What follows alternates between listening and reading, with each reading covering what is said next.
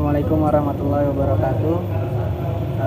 Kenalkan, kami dari kelompok 4 kelas sejarah peradaban Islam modern A akan menyampaikan mengenai gerakan modernisme di Mesir oleh Muhammad Abduh dan Qasim Amin sebagai tugas ujian akhir semester mata kuliah sejarah peradaban Islam modern. Latar belakang dari gerakan modernisme di Mesir. Sejarah Mesir secara historis dapat kita lihat ketika Mesir berada pada kekuasaan Romawi Timur dengan Bizantium sebagai ibu kota yang merupakan awal kebangkitan Mesir di abad permulaan Islam yang berkembang menjadi kota dan negara tujuan bagi setiap orang. Mesir menjadi menarik pada masa kekuasaan Romawi tersebut karena ia mempunyai potensi yang secara tradisional telah berlaku di Mesir. Mesir menjadi wilayah Islam pada zaman Khalifah Umar ibn al-Khattab pada tahun 640 Masehi. Mesir yang ditaklukkan oleh pasukan Amr bin As yang kemudian ia dijadikan gubernur di sana.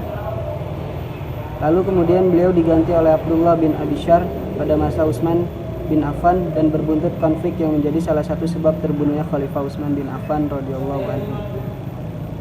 Mesir menjadi salah satu pusat peradaban Islam yang pernah dikuasai dinasti-dinasti kecil pada zaman Bani Abbas seperti Fatimiyah sampai pada tahun 567 Hijriah yang mendirikan Al-Azhar.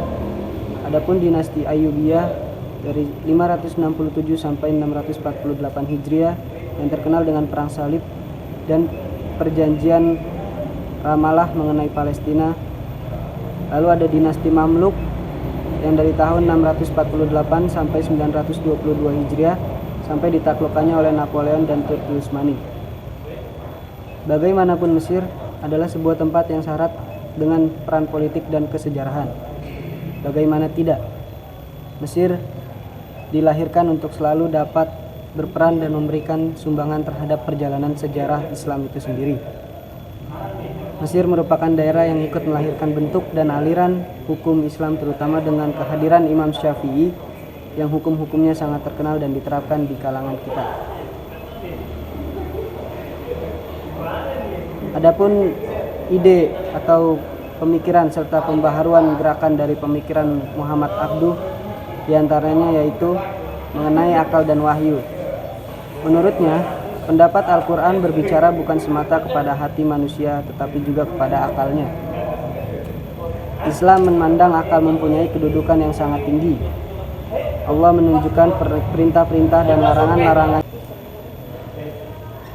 Adapun ide atau gerakan pemikiran pembaharuan dari Muhammad Abduh diantaranya yaitu akal dan wahyu. Menurutnya, pendapat Al-Quran berbicara bukan semata kepada hati manusia, tetapi juga kepada akalnya. Islam memandang akal mempunyai kedudukan yang sangat tinggi. Allah menunjukkan perintah-perintahnya dan larangan-larangannya kepada akal. Wahyu tidak dapat membawa akal. Wahyu tidak dapat membawa hal-hal yang dapat bertentangan dengan akal manusia. Kalaupun ayat bertentangan dengan akal, haruslah dicari interpretasi yang membuat ayat itu sesuai dengan pendapat akal.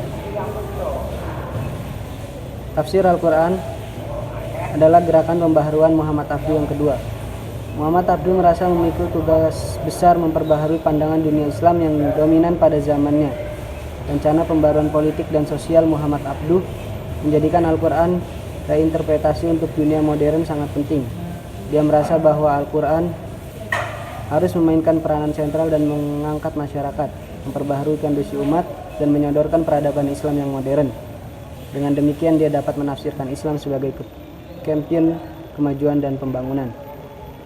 Adapun yang ketiga mengenai bidang pendidikan. Salah satu isu paling penting yang menjadi perhatian Muhammad Abduh adalah pembaharuan di bidang pendidikan. Baginya pendidikan itu penting sekali sedangkan ilmu pengetahuan itu wajib dipelajari. Program yang diajukannya sebagai salah satu fondasi utama adalah memahami dan menggunakan Islam dengan benar untuk mewujudkan kebangkitan masyarakat. Karena zaman dan suasana umat Islam sekarang telah jauh berubah dari zaman dan suasana umat Islam zaman klasik. Ajaran-ajaran asli itu perlu disesuaikan dengan keadaan modern sekarang. Yang keempat ada pembaharuan di bidang politik. Muhammad Abduh cenderung memandang kondisi politik pemerintah otoriter pada bangsa-bangsa muslim sebagai akibat kebodohan faqih dan penguasa. Dia menganggap faqih bersalah karena tidak memahami politik dan bergantung kepada penguasa, sehingga tak bertanggung jawab atas kebijakannya. Yang sangat penting bagi umat adalah persatuan politik dan keadilan, dan dalam bidang ketatanegaraan politik Muhammad Abduh juga berpendapat kekuasaan negara harus dibatasi. Menurutnya, pemerintah wajib bersikap adil terhadap rakyat dan rakyat harus patuh dan setia. Yang terakhir, ada gerakan pembaharuan pada bidang peran wanita. Muhammad Abduh merasa perlu adanya pembaharuan atas adat yang berkenaan dengan peranan dan kedudukan wanita. Muhammad Abduh menegaskan bahwa dalam Islam ada persamaan gender, pria dan wanita mempunyai hak dan kewajiban yang sama. Mereka juga memiliki nalar dan perasaan yang sama. Dia mengakui bahwa antara pria dan wanita memiliki hak dan kewajiban terhadap satu sama lain.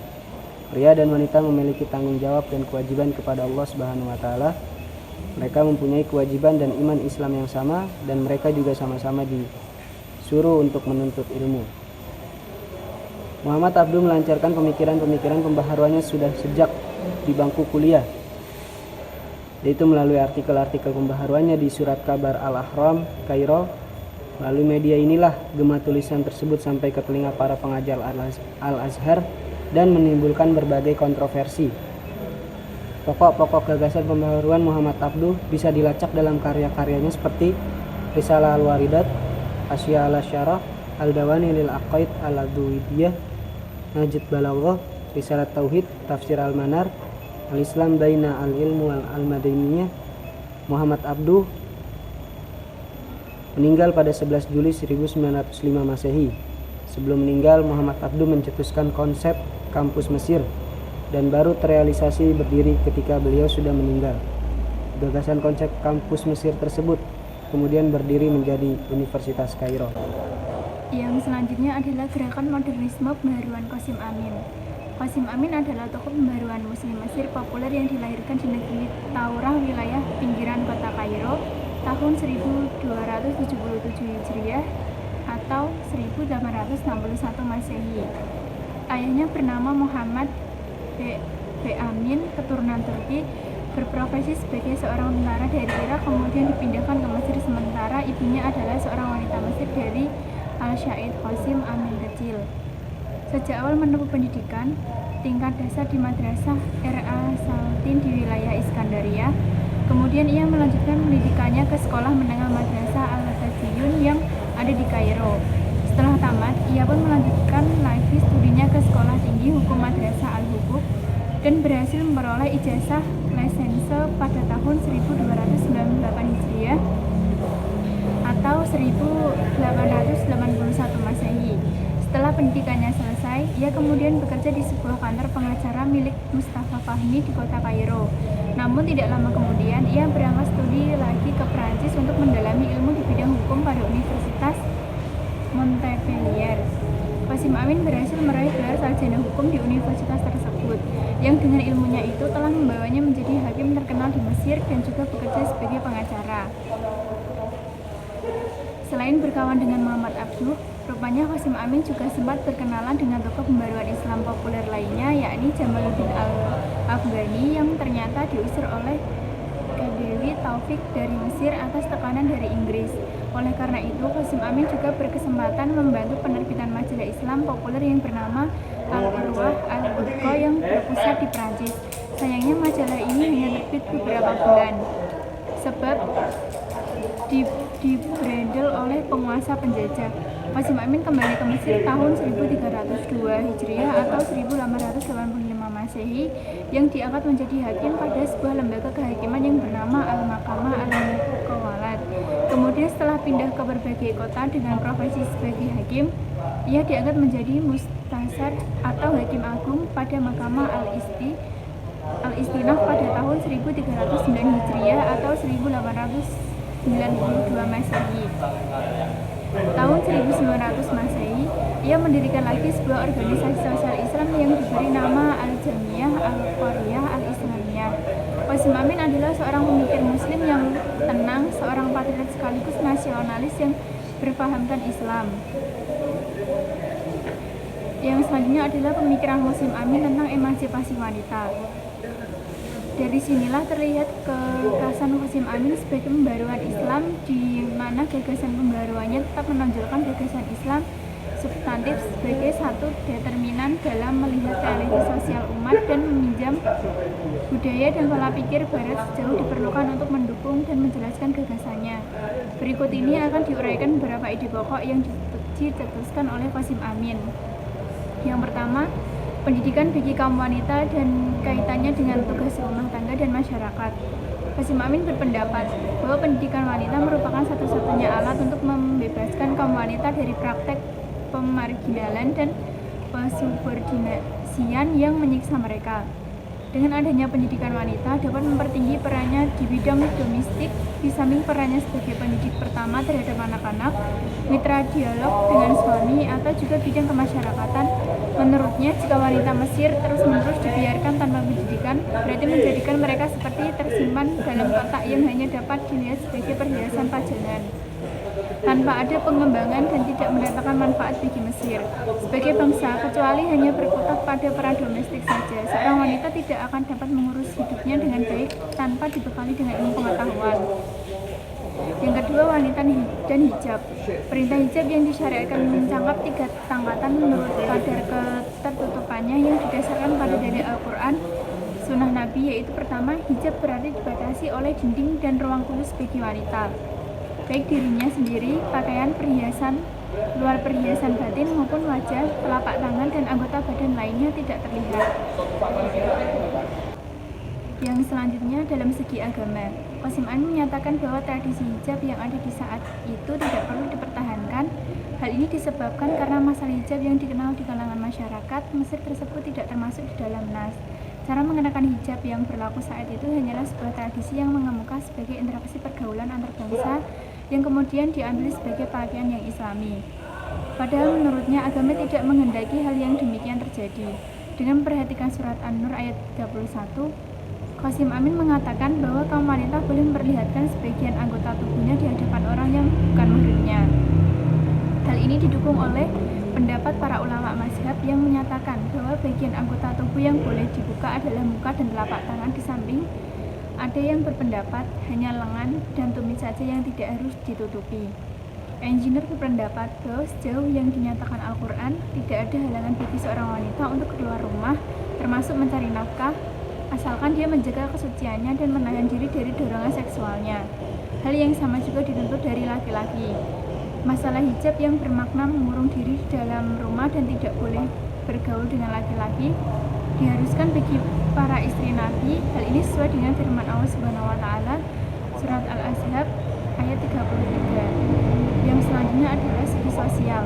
Dari segi sosial, Amin melihat bahwa wanita Islam jauh tertinggal dibandingkan dengan bangsa Barat yang disebabkan keterbatasan pendidikan yang diberikan kepada kaum wanita.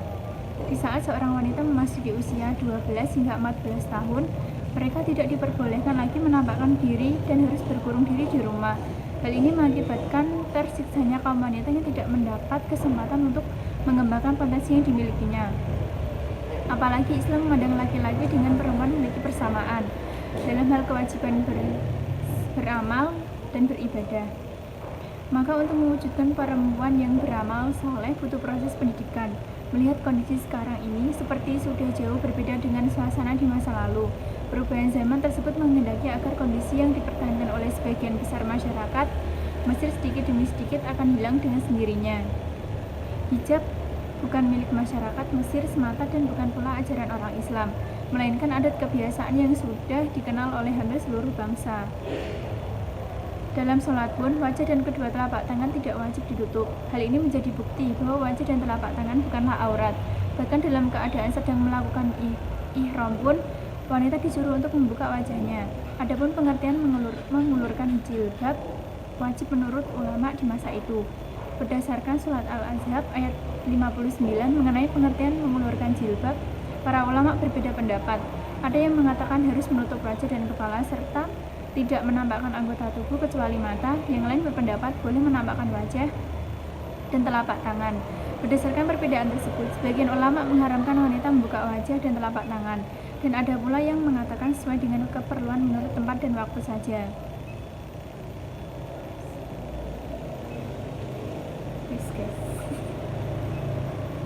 Baik, itu saja yang dapat kami sampaikan selaku kelompok 4. Kurang lebihnya kami mohon maaf. Yang benar datangnya dari Allah, yang salah datangnya dari diri kami pribadi. Wabillahi taufiq wal hidayah. Assalamualaikum warahmatullahi wabarakatuh.